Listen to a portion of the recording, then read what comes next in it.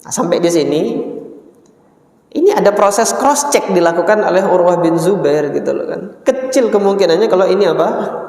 Kalau ini nggak batal ketika dilihat dari pengakuannya Urwah bin Zubair. Tetapi yang tersebar di Kufah tadi hadis Talaq ibn Ali, ya kecil juga kemungkinan dia berdusta atas nama Nabi Shallallahu Alaihi Wasallam. Makin bingung nggak antum?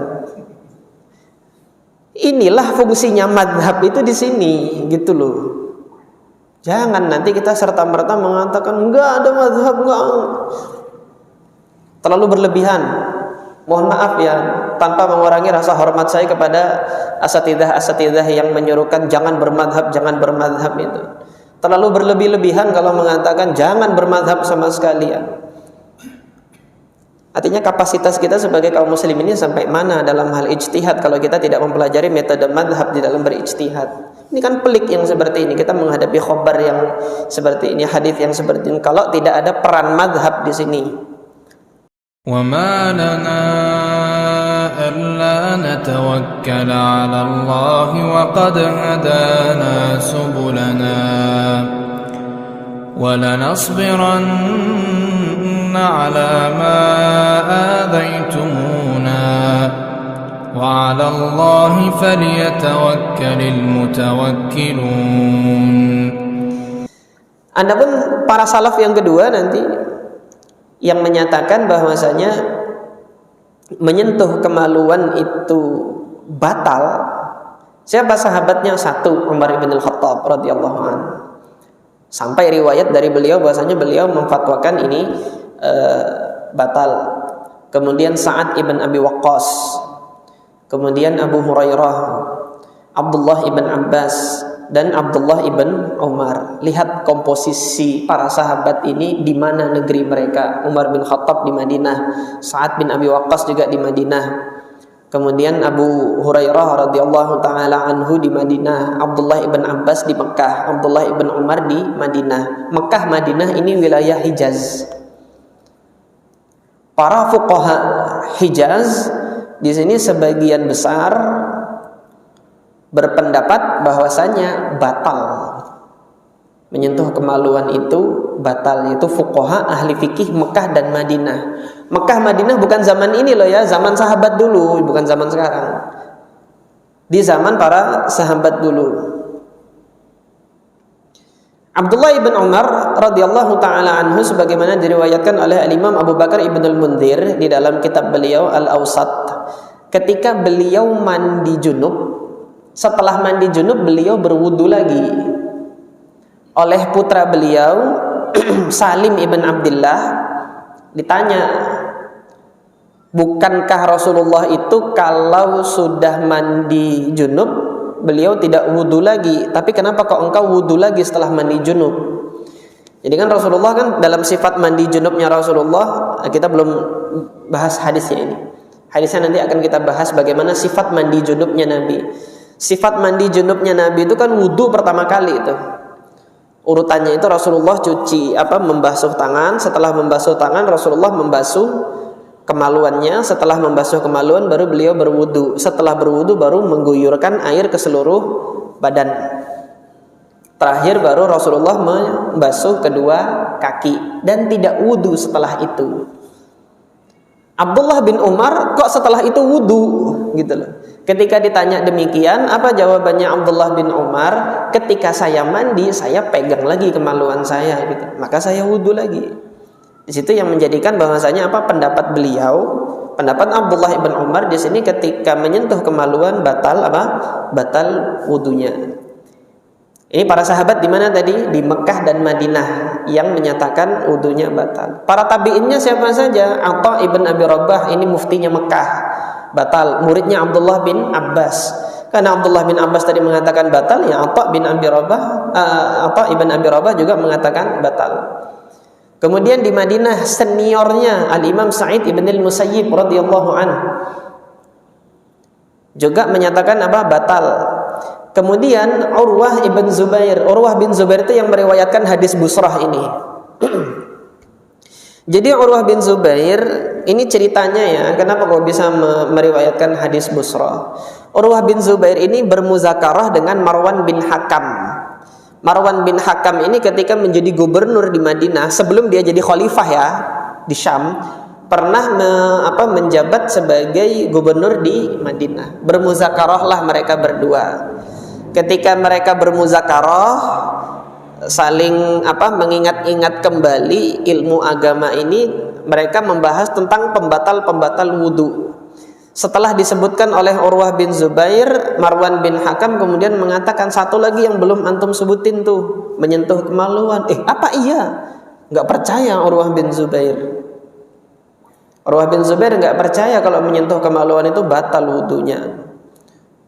Ditanya Marwan, dari mana kamu dapat? Haddatsatni Busrah bintu Safwan. Busrah bintu Safwan yang menyampaikan kepadaku bahwasanya dia dengar dari Rasulullah kalau megang kemaluan suruh wudu gitu. Apa iya? Didatangi sama Urwah bin Zubair. Siapa? Busrah bintu Safwan didatangi langsung. Ketika didatangi, tanya, benar nggak engkau mendengar dari Rasulullah sebagaimana yang disampaikan Marwan? Iya, benar.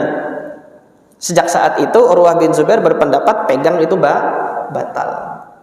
Kemudian siapa yang meriwayatkan dari Urwah? Yang meriwayatkan dari Urwah putra beliau, Hisham ibn Urwah ibn Zubair. Nah, sampai di sini ini ada proses cross check dilakukan oleh Urwah bin Zubair gitu loh kan. Kecil kemungkinannya kalau ini Kalau ini nggak batal ketika dilihat dari pengakuannya Urwah bin Zubair. Tetapi yang tersebar di Kufah tadi hadis Talaq ibn Ali, ya kecil juga kemungkinan dia berdusta atas nama Nabi SAW. Makin bingung nggak antum? Inilah fungsinya madhab itu di sini, gitu loh. Jangan nanti kita serta-merta mengatakan enggak ada madhab, enggak. Terlalu berlebihan. Mohon maaf ya, tanpa mengurangi rasa hormat saya kepada asatidzah yang menyuruhkan jangan bermadhab itu. Terlalu berlebih-lebihan kalau mengatakan jangan bermadhab sama sekali ya. Artinya kapasitas kita sebagai kaum muslim ini sampai mana dalam hal ijtihad kalau kita tidak mempelajari metode madhab di dalam berijtihad. Ini kan pelik yang seperti ini, kita menghadapi khobar yang seperti ini, hadis yang seperti ini, kalau tidak ada peran madhab di sini. Nah, kemudian fuqaha yang 4 ini bagaimana posisinya? Al-Imam Abu Hanifah rahimahullah, karena beliau tadi milieu madhabnya itu di Kufah, yang mana tadi para fuqaha Kufah tadi, para sahabat yang ada di Kufah, yang ada di Basrah, para tabi'in yang ada di Irak pada saat itu berpendapat ini nggak batal, ya akhirnya pendapatnya Imam Abu Hanifah di Kufah ya nggak batal juga gitu. Tidak batal. Adapun yang di mana? Di Madinah, Al-Imam Malik ada 2 riwayat. Taraddud di situ Imam Malik. Sebagian besar entah Imam Malik taraddud kah atau tidak, yang jelas faktanya. Taraddud apa sih? Taraddud itu ragu-ragu. Batal kan enggak? Saya tarik ucapan saya ya. Tadi saya katakan taraddud, saya enggak memvonis Imam Malik taraddud di sini, akan tetapi di sini faktanya ada 2 riwayat yang dibawakan oleh murid-muridnya Imam Malik. Apa sih pendapatnya Imam Malik? Sebagian dari muridnya Imam Malik mengatakan Imam Malik berpendapat batal, sama seperti mayoritas fuqaha Madinah sebelumnya. Ya. Fuqaha Madinah sebelumnya tadi kan dari Umar bin Khattab, Abu Hurairah, Abdullah bin Umar kan batal tadi kan, sahabat-sahabatnya. Kemudian tabi'innya Sa'id ibn al-Musayyib menyatakan batal, maka Imam Malik juga batal gitu loh.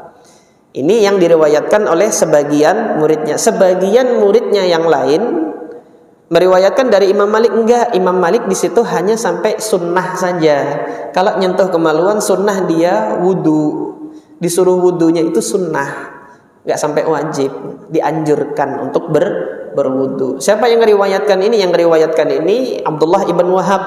Abdullah bin Wahab ini murid andalannya Imam Malik yang menyebarkan fikihnya Imam Malik di Mesir, yang nanti saingan sama Imam Syafi'i itu di mana? Di Mesir nantinya setelah Imam Syafi'i hijrah dari Baghdad ke Mesir. Jadi ada 2 madrasah yang bersaing pada saat itu. Ketika kedatangan Imam Syafi'i, madrasahnya Syafi'iyah, dan madrasahnya Imam Malik yang diajarkan oleh Abdullah bin Wahab. Abdullah bin Wahab Ini riwayat ini kemudian disampaikan kepada Yunus ibn Abdul A'la As-Sadafi. Yunus ibn Abdul A'la As-Sadafi menyampaikan kepada Al-Imam Abu Bakar ibnu Khuzaimah. Di dalam sahihnya Imam Ibnu Khuzaimah meriwayatkan dari Yunus dari Abdullah bin Wahab dari Imam Malik bahwasanya Imam Malik mengatakan ini hanya sunnah saja, gitu. Ini pendapat yang kedua dari Al-Imam Malik. Al-Imam Malik mengatakan ara al-wudu'u min masjid dzakar istihbaban la ujibuhu. Saya berpandangan bahwasanya berwudu karena menyentuh zakar itu hanya mustahab saja, anjuran saja, enggak sampai wajib. La ujibuhu, saya tidak mewajibkan. Ini riwayat kedua dari apa? Dari Al-Imam Malik rahimahullah. Kenapa kok bisa begitu? Gurunya Imam Malik juga ada dua, gitu. Yang mayoritas tadi kan fuqaha di Madinah mengatakan batal, ada satu gurunya Imam Malik yang lebih cenderung kepada ra'i, kepada logika. Antum masih ingat siapa? Rabi'ah ibn Abi Abdurrahman. Al-Imam Rabi'ah ibn Abi Abdurrahman ini fatwa beliau yang dibawakan oleh yang diriwayatkan oleh Al-Imam Abu Bakar Ibnul Munzir dalam kitab Al-Awsatnya. Ketika ditanya tentang wudu menyentuh kemaluan ini batal wudunya atau tidak, jawaban beliau apa? Mudah-mudahan antum enggak tertawa. Apa jawabannya Imam Rabi'ah? Kalau antum mengetahui ada bagian dari tubuh antum yang najis, potong aja itu. Alhamdulillah enggak ketawa antum. Suruh potong aja kemaluannya itu daripada kalau disentuh membatalkan wudu antum, gitu loh. Itu apa? Jawabannya Al-Imam Abu Bakar Ibnul Munzir. Logis enggak? Logis. Karena beliau ra'i. Nah, sekarang baru ketawa. Makanya beliau dikenal dengan apa? Rabi'atul Ra'i. Itu jawaban beliau.